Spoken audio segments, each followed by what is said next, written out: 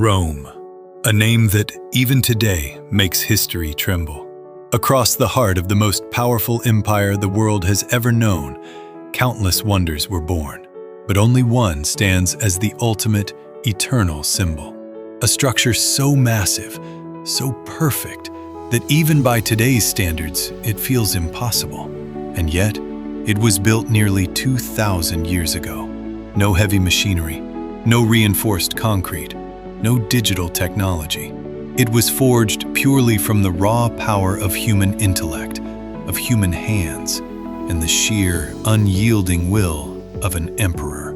This is the Colosseum, a stone giant designed not just to amaze, but to dominate, to show the world that Rome was supreme, to carve the glory of an empire into the very bedrock of the earth. But beneath that architectural perfection lies a much darker story. A story defined by ambition, sweat, blood, and the ultimate spectacle. In this journey, we're going to uncover how the Romans pulled off one of the greatest engineering feats in human history, why it was really built, what actually happened inside those walls, and how it survived 20 centuries of war, earthquakes, and ruin. Get ready, because this isn't just the story of a building. It's the story of a dream made of stone that refused to die.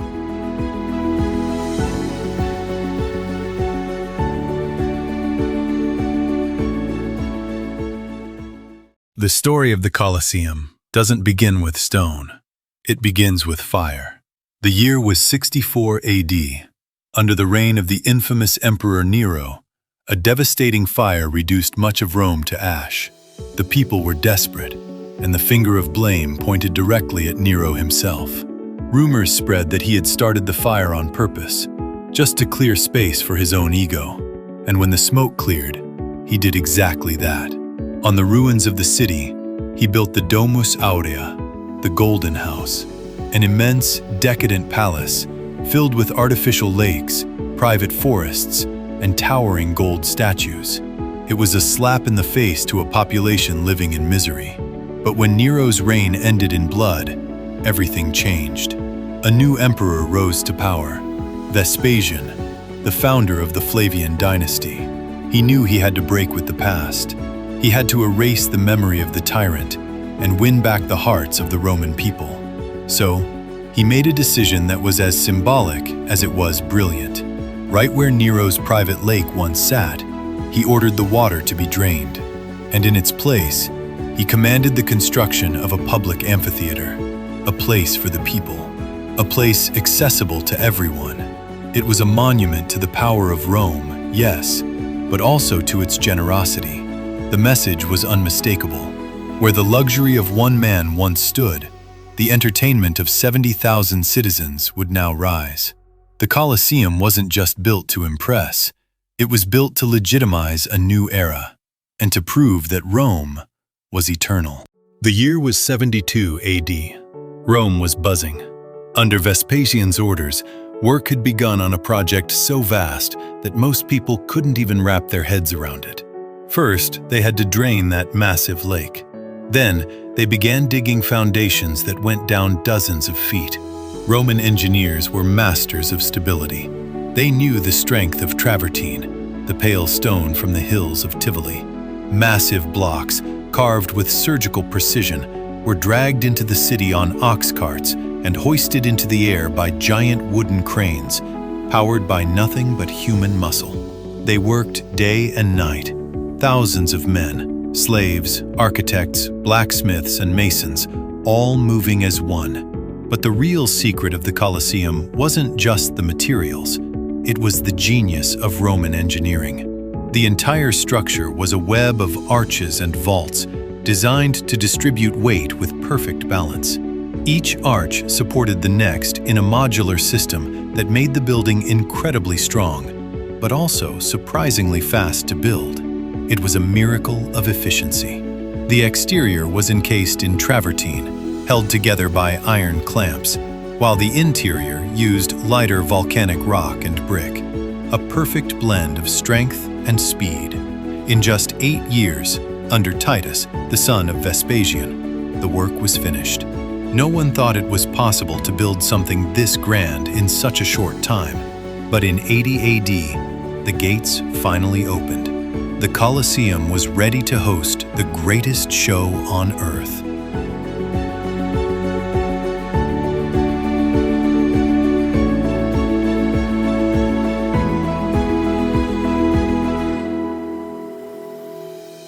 The moment you stepped through one of the 80 entrance arches, you were met with a sight unlike anything in the ancient world.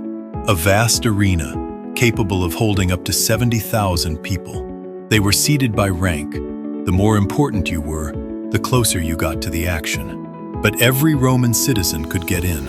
It was free, a gift from the emperor himself. At the center was the arena floor, a massive wooden platform covered in sand to soak up the blood. But the real magic happened under the floor. The hypogeum, a labyrinth of corridors, cages, and hidden elevators that turned the Colosseum into a high-tech stage. Using manual winches and trapdoors, they could make wild animals, gladiators, or even entire forests appear out of thin air. It was a theater of death, directed with the precision of an empire. The day would start with the venationes, the hunts. Tigers, lions, elephants, panthers, exotic beasts never before seen in Europe were slaughtered to amaze the crowd. Then came the public executions, where condemned prisoners were forced to face wild animals or act out tragic myths that ended in their actual deaths. And finally, the main event, the gladiators. These were men trained for combat, often slaves or prisoners of war, but sometimes volunteers looking for fame. They fought under strict rules, with spectacular armor, in duels that were choreographed, but very real. The crowd would roar. The emperor would decide, a thumb up or a thumb down. On special occasions, they would even flood the entire arena, turning it into a massive lake for naval battles. Real ships, real soldiers, real war, all happening right in front of 70,000 screaming fans. It wasn't just entertainment, it was control. Bread and circuses. Keeping the people fed and distracted kept them loyal to the emperor. In the Colosseum, Rome showed its fiercest face and its most theatrical heart.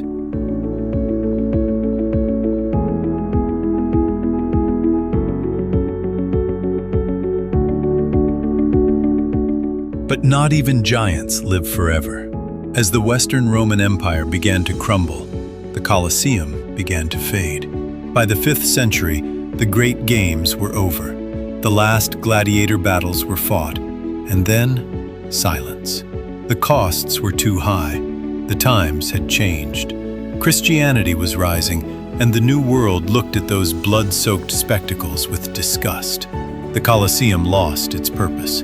And then, it began to transform. During the Middle Ages, it was used as a fortress, then a shelter for the homeless.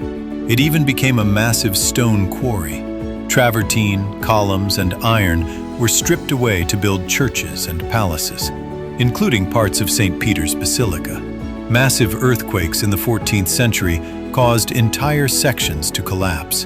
The ruins were swallowed by weeds and trees. By the 1500s, rare plants were growing inside the arches, and it became a site for botanical study. And yet, it never truly died.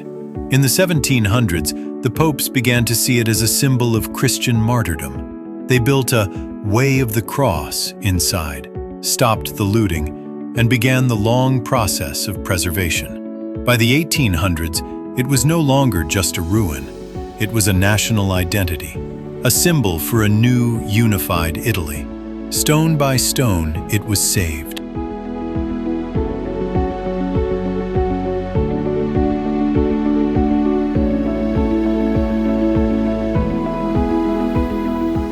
Today, the Colosseum is one of the most visited places on the planet. Millions of people walk through those arches every year. They take photos, they study the history, and without even realizing it, they breathe the same air that once smelled of dust, iron, and the roar of a crowd. The Colosseum survived wars, earthquakes, and the rise and fall of civilizations. It didn't survive just because it was made of stone, but because it was made of history. It is a silent witness to everything Rome was, a theater of glory and cruelty, of genius and total domination. Every stone tells a story. Every arch is a distant echo of voices, of applause, of screams. It was born to impress. It survived to remind us. When you look at it today, you see more than just an ancient ruin. You see the heartbeat of an empire that refused to be forgotten. If you stand very still and listen, you can still hear the impatient crowd, the sound of a falling shield, the low growl of a lion. The Colosseum isn't just ancient, it is eternal.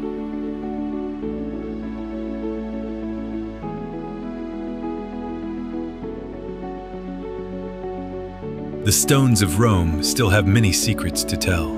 If you felt the weight of history in this story, stay with us. There are many more journeys into the past waiting to be uncovered. Consider what it takes for something to truly last. Is it the stone we use, or the stories we leave behind? Subscribe to join our next expedition. The next chapter of history is already waiting for you. Stay curious, because the past is never truly gone.